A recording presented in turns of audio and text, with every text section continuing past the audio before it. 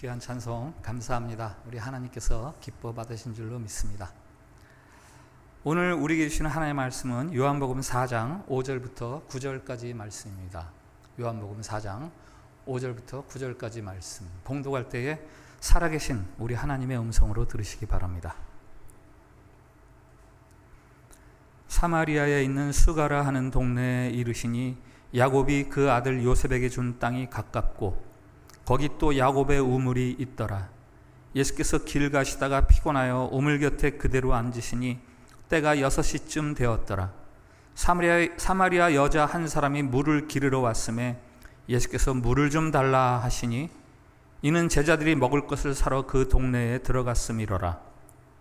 사마리아 여자가 이르되 당신은 유대인으로서 어찌하여 사마리아 여자인 나에게 물을 달라 하나이까 하니 이는 유대인이 사마리아인과 상종하지 아니함이로라.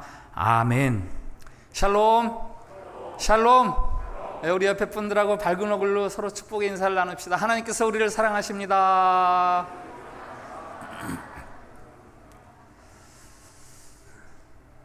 네, 오늘이 9월 3일, 정확히 19년 전 오늘 저와 제 가족이 인도네시아에 왔습니다. 당시 제 세 아이가 고2, 중3, 초6. 그 6년쯤 지나서 막내 동찬이가 대학 진학을 위해서 한국으로 들어갈 즈음에 이런 이야기를 했습니다. 내가 있는 동안 우리 교회가 좀 좋아졌나? 10년이 넘은 지금까지도 제가 그 이야기를 기억하는 이유는 그 말을 듣는데 제가 큰 감동을 받았기 때문이에요. 초등학교 6학년, 중학교, 고등학교 그 어린 학생이 아버지가 목사라고 자카르타에 와서 교회를 막 이렇게 섬기니까 나도 우리 교회가 부흥되면 좋겠다 이런 소원을 가지고 자기가 살았던 거 아니겠어요? 그래서 이제 내가 떠날 때니까 그때하고 좀 달라졌나? 내가 있는 동안 우리 교회가 좀 좋아졌나?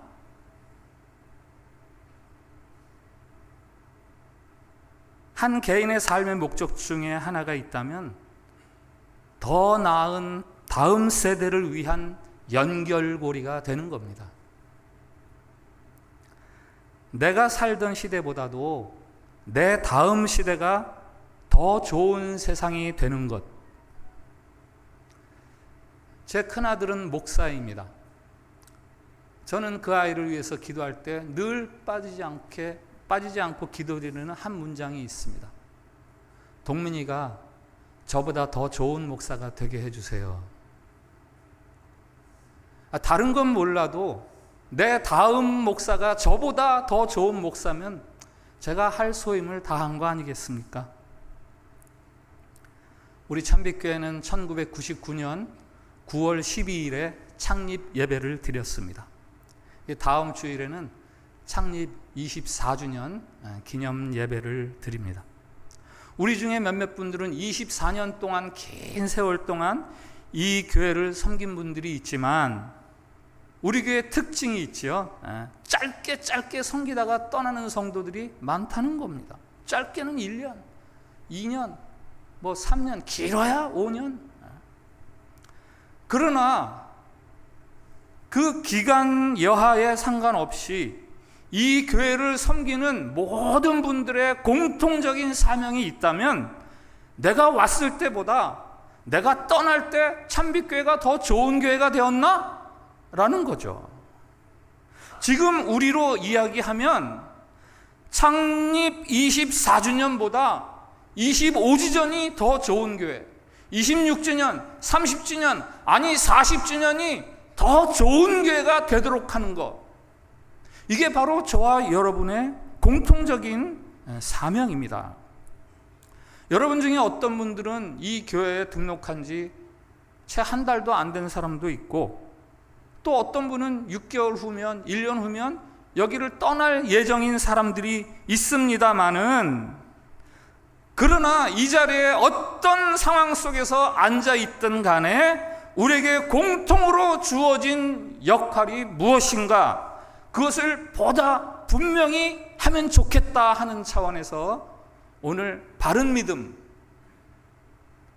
두 주인을 섬기지 않는 믿음으로 말씀을 드립니다. 오늘 읽은 본문은 예수님이 사마리아의 수가라는 동네에서 한 여인을 만나는 이야기의 시작 부분이죠. 이 이야기는 그리스도께서 어떻게 버려진 한 여인을 신자로 만들어 가시는지, 그리고 그 여인에게 바라시는 바가 무엇이 있는지 그것을 우리에게 전해줍니다. 우선 이 이야기의 지리적인 배경, 수가라는 마을에 대한 설명을 드리겠습니다. 야곱이 그 아들 요셉에게 준 땅이 가깝고 거기 또 야곱의 우물이 있더라. 쭉 성경을 거슬러 올라가서 창세기 33장에 가면 야곱이 세겜 땅을 사는 이야기가 나옵니다. 밧단 아람의 외삼촌 집에서 오랫동안 있다가 돈을 모아서 고향으로 돌아오는데 쌍둥이 형 에서가 자기를 죽인다는 소식을 들어요. 브니엘 야복강가에서 하나님 앞에 밤새 씨름을 하다가 허벅지 관절이 위골되는, 어긋나는 그런 부상을 입으면서 장애인이 되는 거죠. 그러나 뜻밖에도 형 에서를 만났을 때 화해가 일어나고 야곱은 세겜성 앞에 장막을 치게 됩니다. 주거지를 마련하는 거죠. 그리고 그 장막이 쳐진 땅을 세겜 사람들로부터 100크시타를 주고 매입을 합니다. 오늘 본문의 야곱의 우물은 바로 그곳에 있던 우물을 말합니다. 이 세겜성의 다른 이름이 우리가 읽은 요한복음의 수가성이에요. 수가, 이게 돈을 주고 사다 이런 뜻이거든요.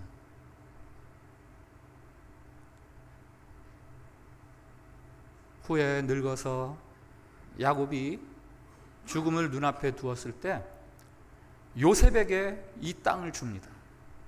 그때 이런 말을 해요. 내가 네게 내 형제보다 세겜 땅을 더 주었나니 이는 내가 내 칼과 활로 아모리 족속의 손에서 빼앗은 것이니라. 야곱은 이 땅을 돈을 주고 샀어요. 정당하게. 그런데 아들 요셉에게 이 땅을 넘겨주면서 나는 활과 칼로 이 땅을 빼앗았어. 그리고 너한테 주는 거야.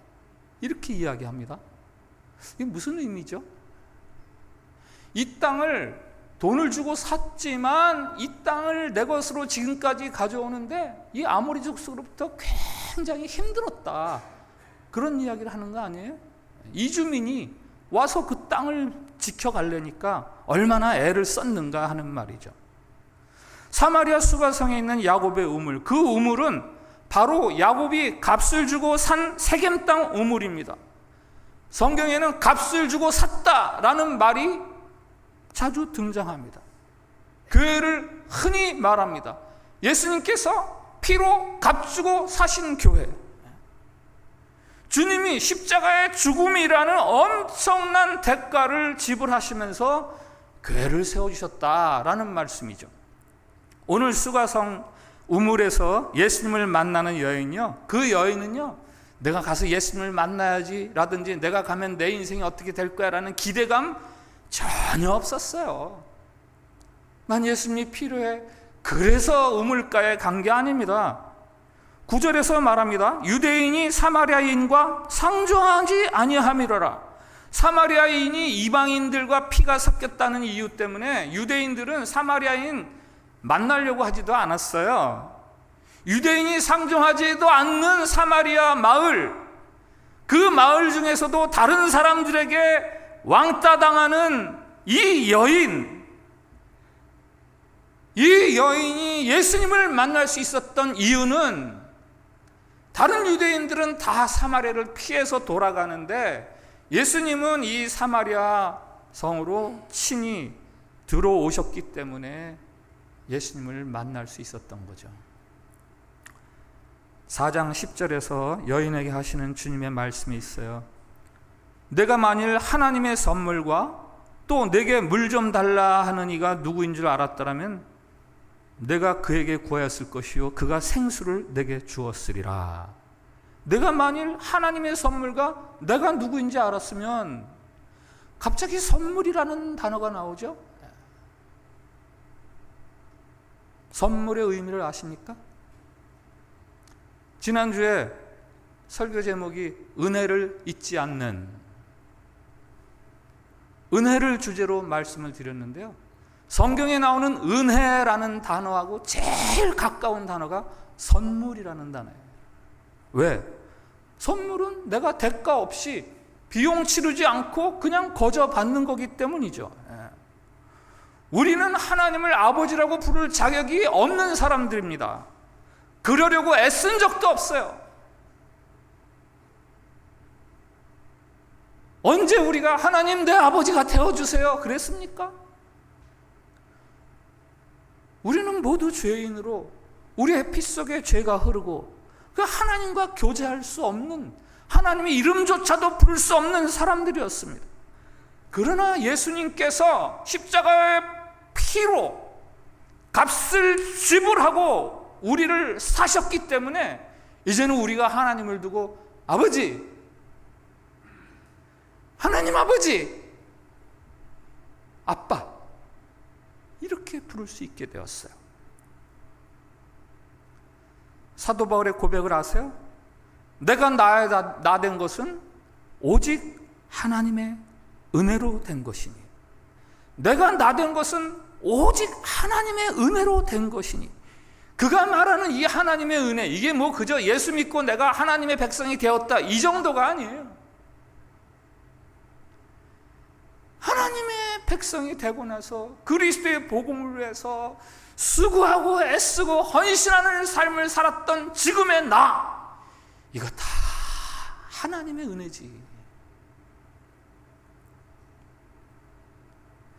야곱이 세겜을 돈으로 사고 칼과 활로 힘들게 빼앗듯 지켜냈던 그 세겜성을 요셉에게 거저 넘겨주는 것처럼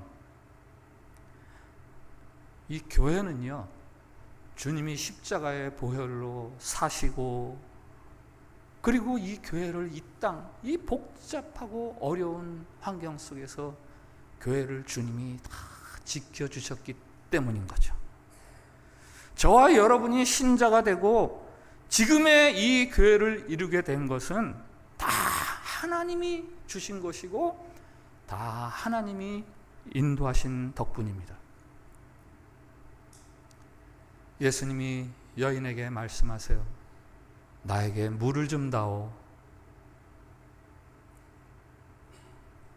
예수님이 목이 말라서 그런 거라고 오해하지 마세요. 이 말씀은요, 예수님이 이 여인에게 무언가 주고 싶어서, 이 여인에게 무언가 가르칠 것이 있어서 하시는 말씀이에요. 여인에게 물을 달라 하시는 것처럼 주님이 오늘도 우리에게 물을 좀 달라 하십니다. 왜요? 야, 네가 할 수 있는 거 그건 나 좀 줘. 왜 그러시죠? 그래야 우리가 내가 누구인지를 알아가기 때문이에요. 여인이 그럽니다. 당신이 유대인으로서 어찌하여 사마리아 여자인 나에게 물을 달라고 하십니까? 왜 나한테 물을 달라고 그러세요? 나 그렇게 말하는 당신 이해할 수가 없어요 라는 이야기죠.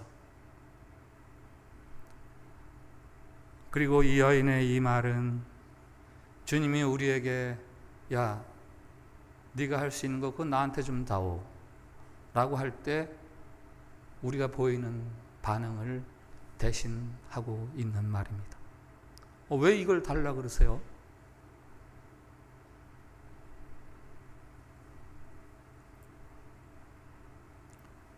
(11조를) 하시죠? 어떤 마음으로 하세요? 11조를 낼 때마다 갈등하시죠? 손이 떨립니다. 애초에 9만 주시지 왜 10을 주고 나서 하나를 도로 달라 그러셔?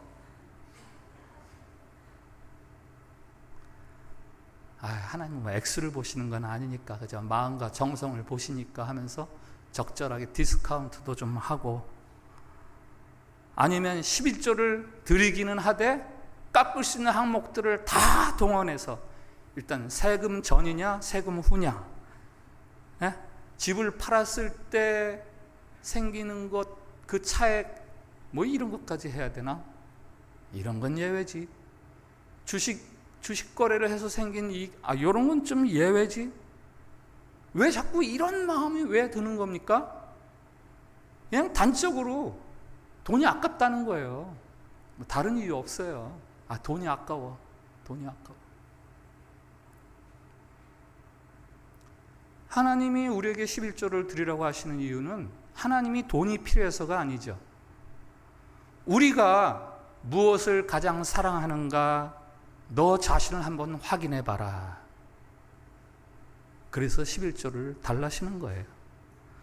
떨리는 손으로, 떨리지만 하나님을 사랑합니다 라고 드리는 그 11조를 하나님이 보고 싶어 하시는 거예요.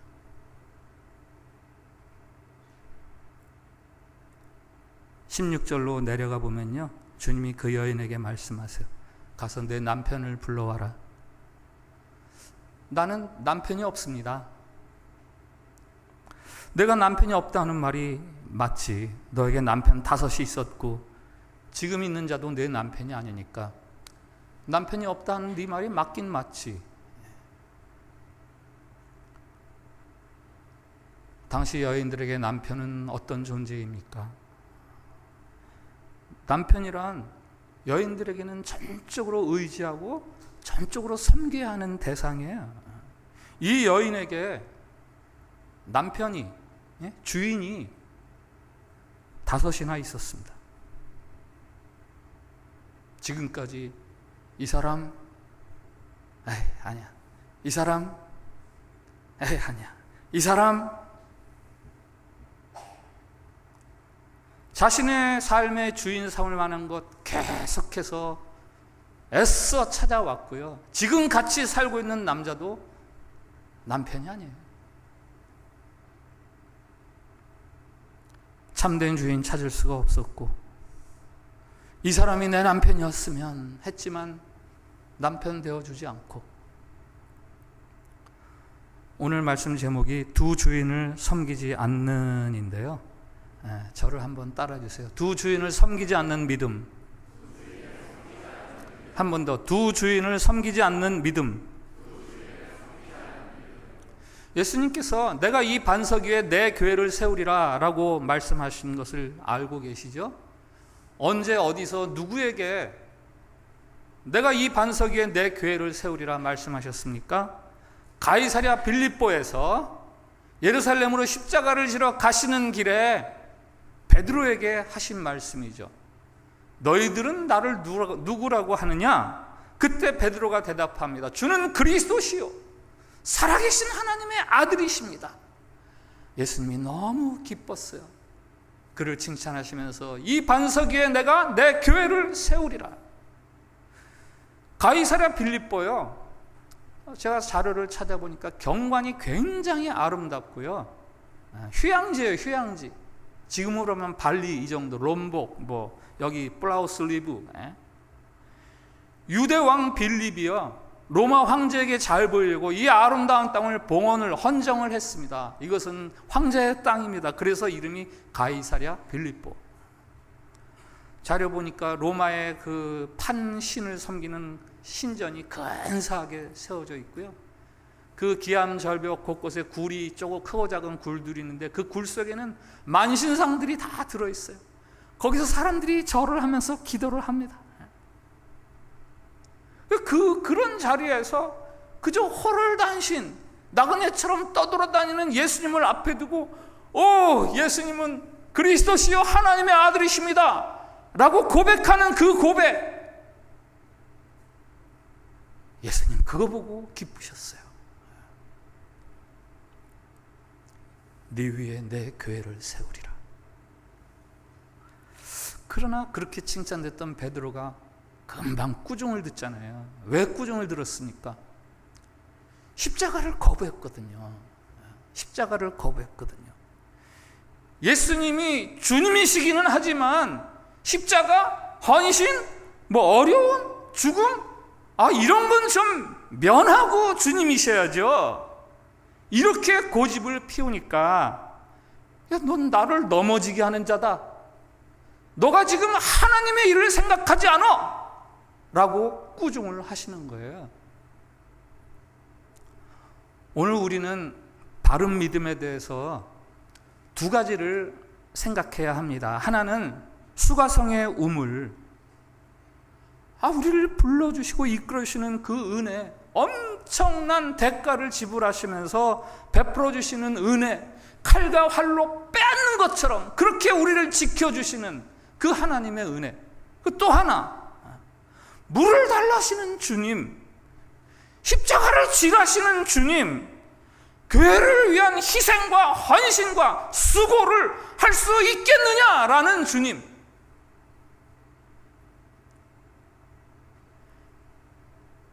이 주님의 요청에 자꾸 귀 막고 뒤로 도망치려고 하지 마세요.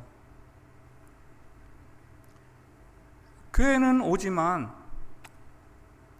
예배 드리고 설교 듣고 적당히 헌금 드리고 도망가는 그것으로 여러분의 신자됨에 위안을 삼으려고 하지 마세요.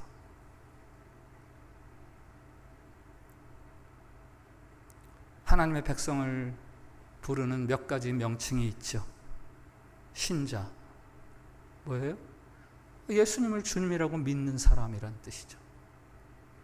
성도, 이건 세상과 다른 구별된 사람들이라는 뜻이죠. 교회라는 말도 있습니다. 그리스도를 머리로 해서 각기 다른 부분들이 지체를 이루어서 한 몸을 이룬다라는 뜻입니다.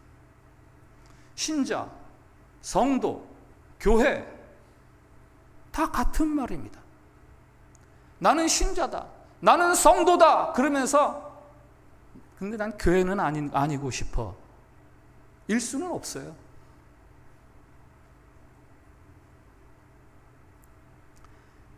교회에는 깊이 안 들어가는 게 신앙생활에 도움이 돼 라는 사람들이 있습니다. 어떤 사람들이 그럽니까? 교회 생활하다가 상처 입은 사람들. 근데 교회가 불완전한 사람들의 모임이고, 그래서 그 안에 깊이 들어가다 보면 원하지 않는 상처를 받고 그것 때문에 찔리고 아플 수 있습니다. 그래서 거기서 도망쳐서 먼발치서 교회를 향해서 손가락질하면서 교회는 깊이 들어가는 데가 아니야 라고 수군거리고 비방해야 하는 것이 아니라, 불완전한 다른 지체, 나를 찌르는 가시가 있는 다른 지체와 어떻게 내가 한 몸을 이룰 수 있을까를 힘쓰고 애쓰는 신자, 그게 바로 신자요, 성도요, 교회죠. 하나님은 우리가 완벽한 교회를 이루는 것을 바라는 건 아니에요.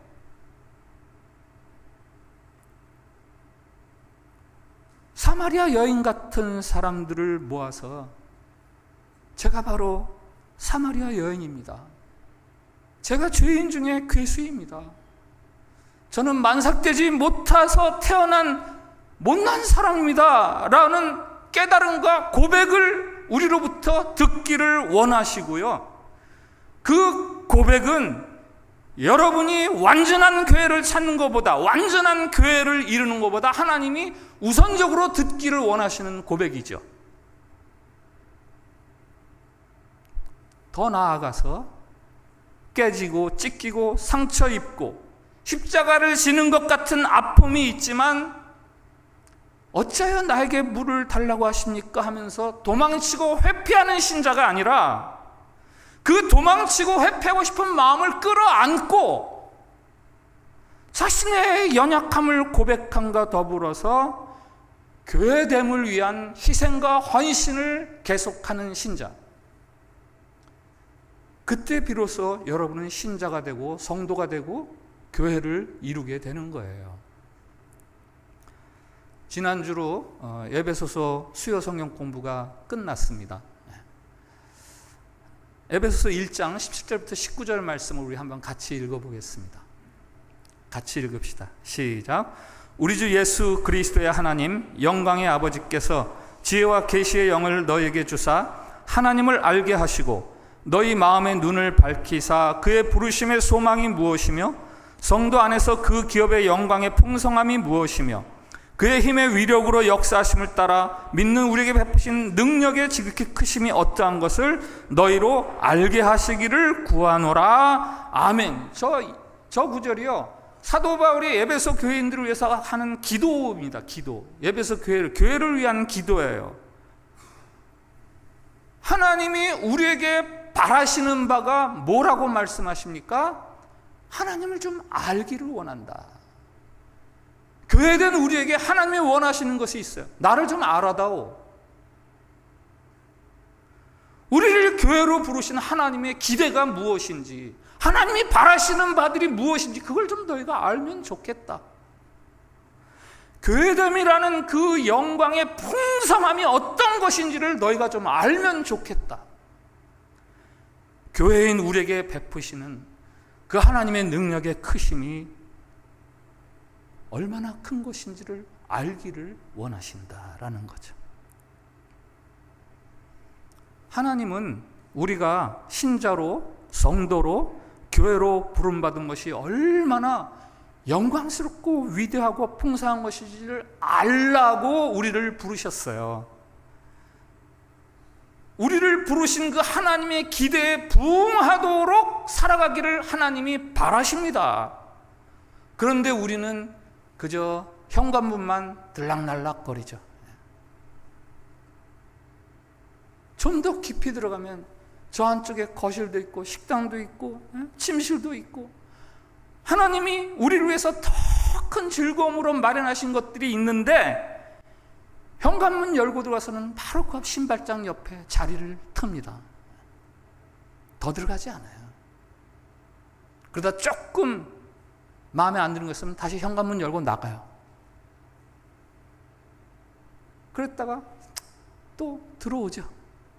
여전히 신발장 앞에 자리를 틉니다. 흔히 구원론이라 그러죠. 예수를 믿으면 구원 얻습니다. 신앙생활 내내 이 구원론만 되풀이하죠. 교회론으로 나아가지를 못해요. 나를 교회로 부르신 그 영광이 얼마나 크며 내게 베푸신 능력이 얼마나 크며 나에 향한 기대가 무엇인지 알아서 살아가는 그것으로 나가지 않고요. 나 예수 믿고 구원받았어. 난 하나님의 자녀야. 하나님 아버지. 천국행 열차 티켓 한 장 얻은 게 신앙생활의 전부. 매일 그것만 쳐다봐요. 그 교회로서의 즐거움과 영광스러움과 그 감격스러움을 도무지 알지를 못해요. 천만 관객을 넘은 영화 리스트에서 2015년에 발표한 암살이라는 영화가 있어요. 보신 분들 많이 계시겠죠. 1000만 명이 봤다니까 1200만인가 봤더라고요. 저도 봤어요. 세 인물이 나오죠. 전지현, 이정재, 하정우. 다들 귀가 솔깃하시죠? 이 세 사람이요, 일제시대에 각각의 삶을 보여줍니다. 전지현은 목숨을 걸고 독립을 위해서 헌신합니다.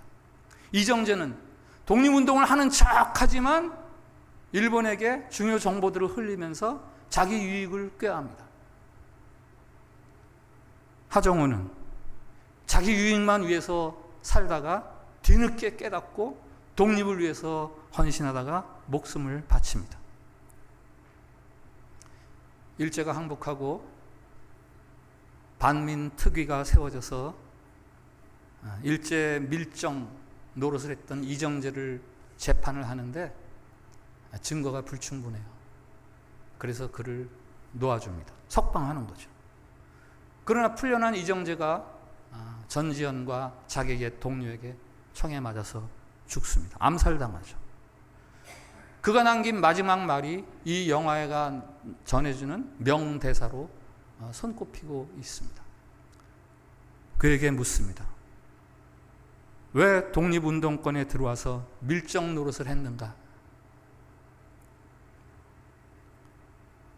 그가 대답하죠. 이런 날이 올 줄 몰랐다. 해방이 올 줄 몰랐어. 사실은 그 영화에 해방이 될 줄 몰랐던 사람이 두 사람이 있어요. 하나는 일제 밀정 노릇을 한 이정재, 또 한 사람은 전지현. 전지현이 말합니다. 내가 이렇게 힘들게 독립운동한다 해서 나라가 독립할 것이라고 믿었던 것은 아니다.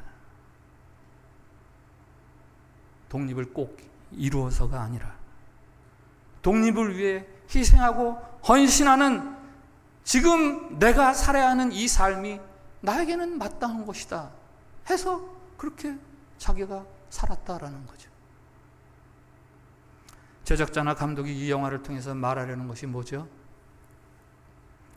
독립을 위해서 많은 애국자들이 있었고 많은 변절자들이 있었어요. 어떻게 살아야 할지는 각자가 선택하는 거예요. 그리고 그 선택한 삶에 대한 책임을 물어야 할 때가 우리에게 있다라는 이야기입니다. 영화 제목 암살, 몰래 죽임 아닙니까? 몰래 죽임. 친일파들과 제국주의의 앞잡이들을 죽이는 이야기지만 이정재처럼 자기도 모르는 사이에 자기를 죽이고 있는 사람들도 있어요.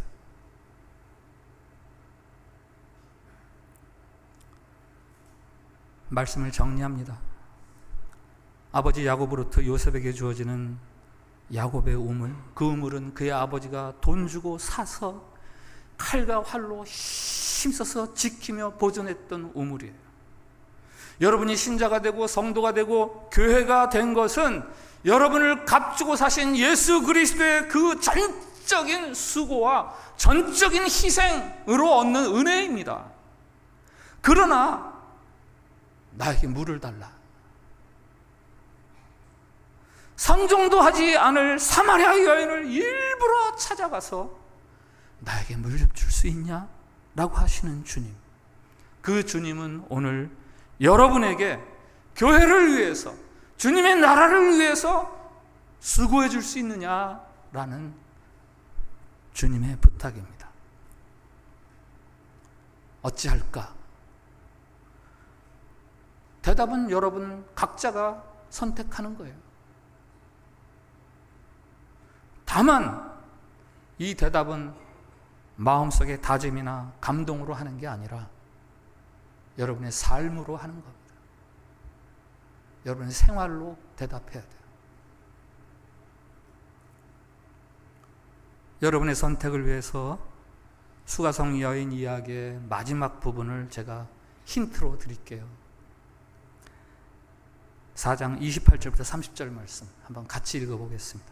시작. 여자가 물동이를 버려두고 동네로 들어가서 사람들에게 이르되 내가 행한 모든 일을 내게 말한 사람을 와서 보라.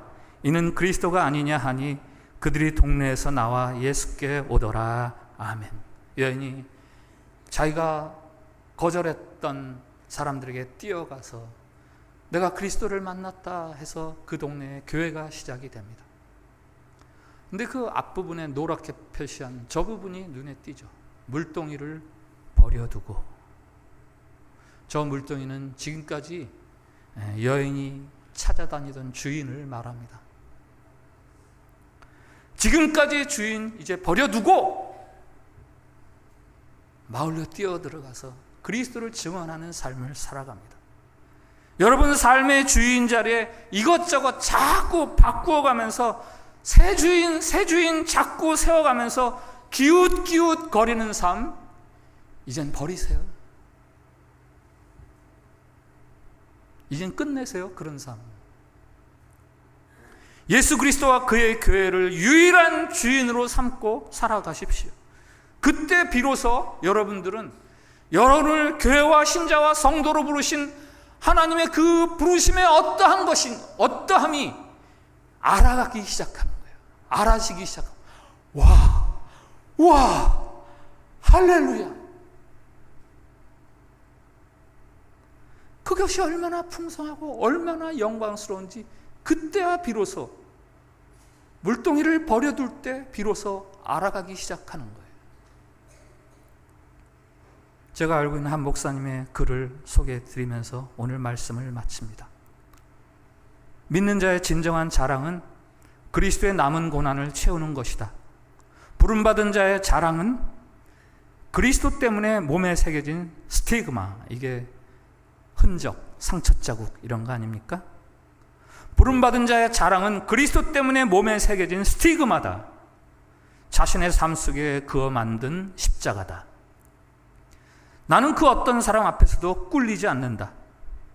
재산을 가진 사람에게도, 지식을 가진 사람에게도, 은사를 가진 사람에게도, 권력을 가진 사람에게도, 유명한 사람 앞에서도 꿀리지 않는다. 그런 것이 하나님의 나라에는 별 의미가 없음을 알기 때문이다. 내가 꿀리는 대상은 고난의 훈장을 가진 사람이다. 그 몸에 그리스도의 스티그마를 가진 사람, 삶 속에서 십자가가 드러나는 사람이다. 그런 사람 앞에서는 존경의 마음으로 고개가 숙여진다. 내 본성은 고난을 멀리하려 하지만 나는 안다. 그것이 내가 받을 가장 빛나는 훈장이라는 것을. 말씀 앞에서 드리는 공동 기도가 있습니다. 주님, 십자가의 보혈을 흘리시어 우리를 주님의 몸된 교회로 부르시는 은혜를 감사드립니다. 주님, 우리를 교회로 불러내시는 하나님 아버지의 마음과 소원이 무엇인지 알게 하옵소서.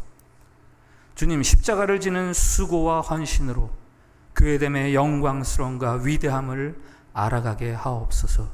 우리 기도를 같이 드리겠습니다. 시작. 주님, 십자가의 보혈을 흘리시어 우리를 주님의 몸된 교회로 부르시는 은혜를 감사드립니다. 주님, 우리를 교회로 불러내시는 하나님 아버지의 마음과 소원이 무엇인지 알게 하옵소서. 주님, 십자가를 지는 수고와 헌신으로 교회됨의 영광스러움과 위대함을 알아가게 하옵소서. 아멘. 이 기도 제목과 오늘 부른 찬양 또 말씀 가지고 우리 각자의 기도를 하나님 앞에 자유롭게 드리겠습니다. 같이 기도합시다. 주님, 우리를 교회로 부르시고 교회를 이루어가게 하시는 예수 그리스도의 그 은총을 찬양드립니다. 나에게 물을 달라, 사마리아 수가성의 여인에게 요청하셨던 그 주님의 음성이 오늘 신자요 성도인 우리에게 주시는 음성임을 똑똑히 듣게 해 주시옵소서. 등 돌리거나 먼 발치로 도망치지 않게 해 주시고, 물동이를 버려두고 그리스도를 새 주인으로 삼았던 여인처럼 우리도 우리의 삶의 주인이 누구인지 분명히 하고 주인 되신 예수 그리스도와 그의 피로 값지게 세운 몸된 교회를 위해서 헌신하며 살게 해 주시옵소서. 신자, 성도, 교회로 부름받은 삶의 영광스러움과 풍성함이 어떠한 것인지 비로소 알 수 있는 신자 되게 해 주시옵소서. 예수님 이름으로 기도합니다. 아멘.